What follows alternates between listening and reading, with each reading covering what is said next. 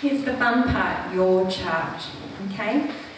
This is a very quick overview of each animal and where the animals are actually sitting this year. So when we look at a chart overall and we look at all the elements that come into play for the animals, we can rank them and see who is going to perform the best and who is not going to be quite as strong in their life force energy. So this year the monkey is actually the top performer. Even though the monkey doesn't look like it has a great amount of stars within its chart, it's actually very strong energy-wise.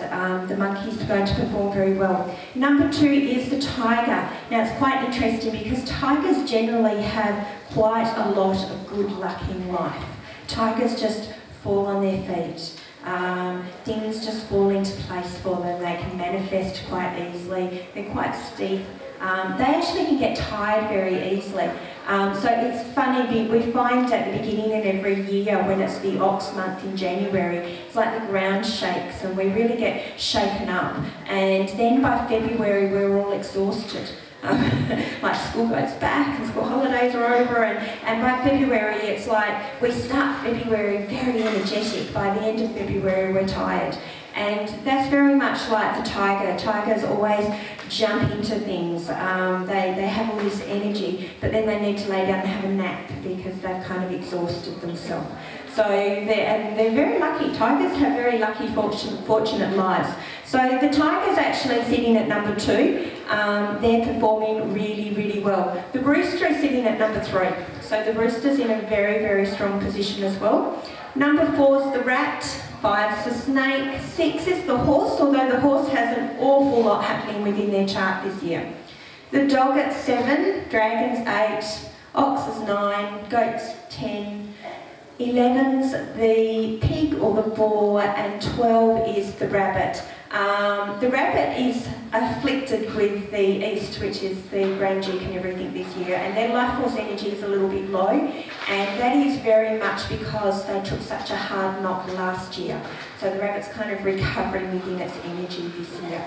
But remember, you all have at least 4 of these animals within your chart. So if one animal seems like a little bit of a doom and gloom for you, don't worry, you can usually balance it out with another animal.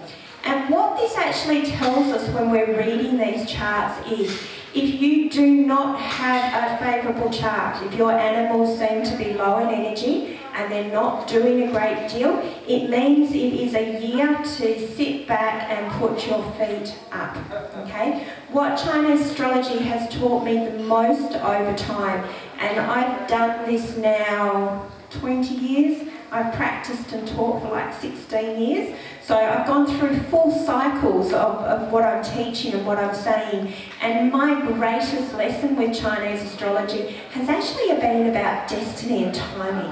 And I have learnt that if it is not in my chart, it doesn't matter which trinket I put in place or which room that I use the most. If the timing is not right as far as your destiny is concerned, it will not happen for you. So the most important thing for you to take away today, other than me entertaining you and feeding you a lot of hope and misery at the same time, is that take note of what your Chinese astrology animals are doing. If your chart is not strong, don't be concerned about it, okay? Tap into your flying stars, pay attention to what your Chinese astrology animals are actually doing.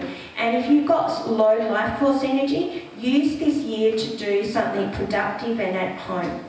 You will find that if you are going against the grain and you're like, no, I've got to do this, I've got to do this, I've got to do this, it just doesn't happen.